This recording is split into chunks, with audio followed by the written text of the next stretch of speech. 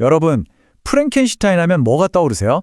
아마 괴물 이야기라고 생각하시는 분들이 많을 텐데요. 사실 이 소설은 그보다 훨씬 깊고 슬픈 비극에 가깝습니다. 오늘은 시대를 초월한 고전, 메리 셸리의 프랭켄슈타인, 그 진짜 이야기를 한번 제대로 파헤쳐 보겠습니다. 자, 프랑켄슈타인 하면 보통 딱 떠오르는 이미지가 있죠. 번개가 막 번쩍이는 어두운 실험실, 그리고 목에 나사가 박힌 거대한 괴물. 맞아요. 우리에게 정말 익숙한 그런 대중문화 속 이미지 말이에요. 그런데 말이죠. 과연 그게 전부일까요? 우리가 아는 그 이미지가 이 소설의 진짜 모습일까요? 어쩌면 우리가 놓치고 있는 전혀 다른 이야기가 숨어 있을지도 모릅니다. 이 소설의 진짜 핵심은요, 사실 공포가 아니에요. 오히려 그보다는 통제할 수 없는 야망, 창조주에게 버림받은 피조물의 지독한 고독, 그리고 결국 이 둘 모두를 파멸로 이끌고만 하나의 거대한 비극에 관한 이야기라고 할 수 있죠. 자, 이 모든 비극은 바로 한 사람의 아주 위험한 야망에서 시작됩니다. 누구냐고요? 바로 젊고 총명했지만 감히 신의 영역을 넘보았던 과학자 빅터 프랑켄슈타인, 바로 이 사람입니다. 빅터가 직접 한 말을 들어보면 그의 야망이 어느 정도였는지 알 수 있어요. 나는 새로운 길을 개척하고 미지의 힘을 탐험하며 창조의 가장 깊은 비밀을 세상에 펼쳐 보이리라. 와, 단순한 과학적 호기심을 넘어서 말 그대로 창조주가 되겠다는 거잖아요. 바로 이 거대한 야망이 모든 비극을 이끄는 엔진이 된 겁니다. 그런데 이 이야기에서 가장 아이러니한 부분이 뭔지 아세요? 바로 이 지점이에요. 창조주인 빅터는요, 정말 사랑이 넘치는 완벽한 환경에서 자랐거든요. 그런데 정작 그가 만들어낸 피조물은 태어나는 그 순간부터 끔찍한 고독과 혐오 속으로 내던져진다는 겁니다. 결국 빅터의 야망은 점점 집착으로 되뇌갔어요. 그는 잉골슈타트 대학의 실험실에 틀어박혀서 거의 세상을 등진 채 연구에만 미친 듯이 몰두합니다. 그리고 마침내 운명의 그날 밤이 찾아옵니다. 한번 상상해 보세요.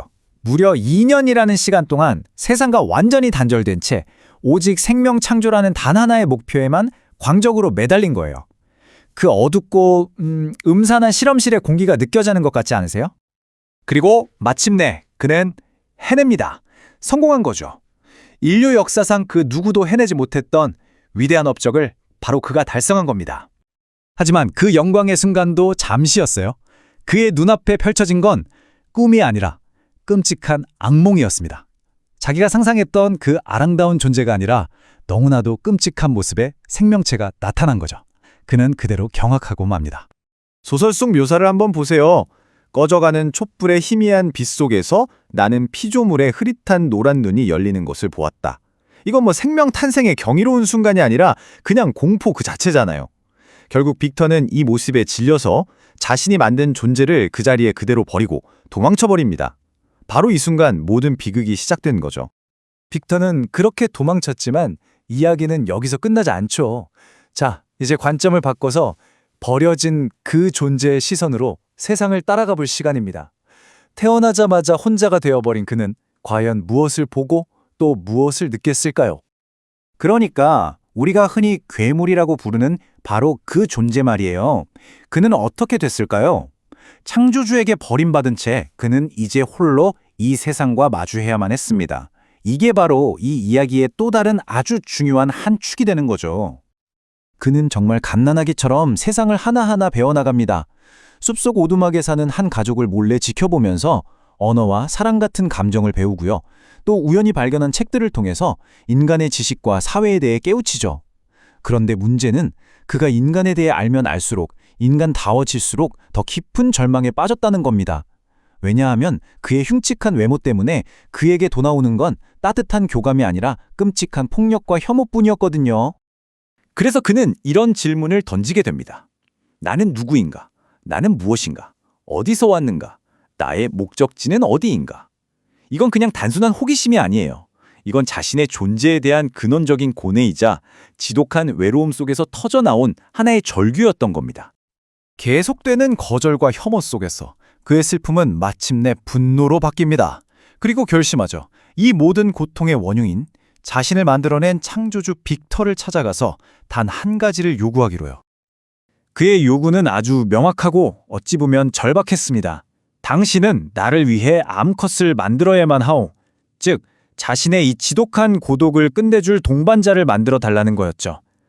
이 요구만 들어주면 인간 세상을 영원히 떠나겠다고 약속합니다. 하지만 만약 거절한다면 상상할 수 있는 가장 끔찍한 복수를 하겠다고 맹세하죠. 빅터는 처음에 이 요구를 받아들여요. 하지만 또 다른 괴물이 태어났을 때 벌어질 끔찍한 재앙을 상상하고는 공포에 질려서 완성 직전의 여성 피조물을 파괴해버립니다. 바로 이 배신이 평화를 향한 마지막 희망의 불씨마저 꺼트려버린 거죠. 이제 멈출 수 없는 비극의 연쇄 반응이 시작됩니다. 그 약속이 깨진 바로 그 순간 끔찍한 복수가 시작됩니다. 피조물은 이제 빅터가 사랑하는 모든 것을 아주 체계적으로 하나씩 파괴하기 시작해요. 빅터의 어린 동생 윌리엄을 시작으로 무고한 하녀 저스틴, 가장 친한 친구 헨리, 그리고 마침내 그의 신부 엘리자베스를 결혼식 날 밤에 살해하기까지. 빅터의 세상은 그야말로 완전히 무너져 내리고 맙니다. 이제 모든 것을 잃은 빅터, 그리고 복수심에 불타는 피조물, 이 둘의 지독한 비극은 이제 세상의 끝으로 향합니다. 바로 모든 것이 얼어붙은 북극, 그 얼음 위에서 마지막을 향해 달려가는 거죠. 정말 아이러니하지 않나요? 이제 상황이 완전히 역전됐습니다. 쫓기던 피조물이 이제 쫓는 자가 되어서 고통에 찬 창조주 빅터를 세상의 끝, 죽음의 추격전으로 이끌고 있는 겁니다. 피조물이 이렇게 말하죠. 나를 따르라. 나는 영원한 북극의 얼음을 찾는다. 결국 이 끔찍한 추격전의 끝은 허무한 죽음뿐이었습니다. 빅터는 복수를 이루지 못한 채 얼음 위에서 숨을 거두고요. 그의 죽음을 본 피조물은 유일하게 자신과 연결되어 있던 창조주를 애도하며 스스로 목숨을 끊겠다고 맹세합니다. 결국 증오로 얽혔던 이 두 존재 모두에게 죽음 외에 평화는 없었던 거죠. 이렇게 보면 프랑켄슈타인은 그냥 무서운 괴물 이야기가 절대 아닌 거죠.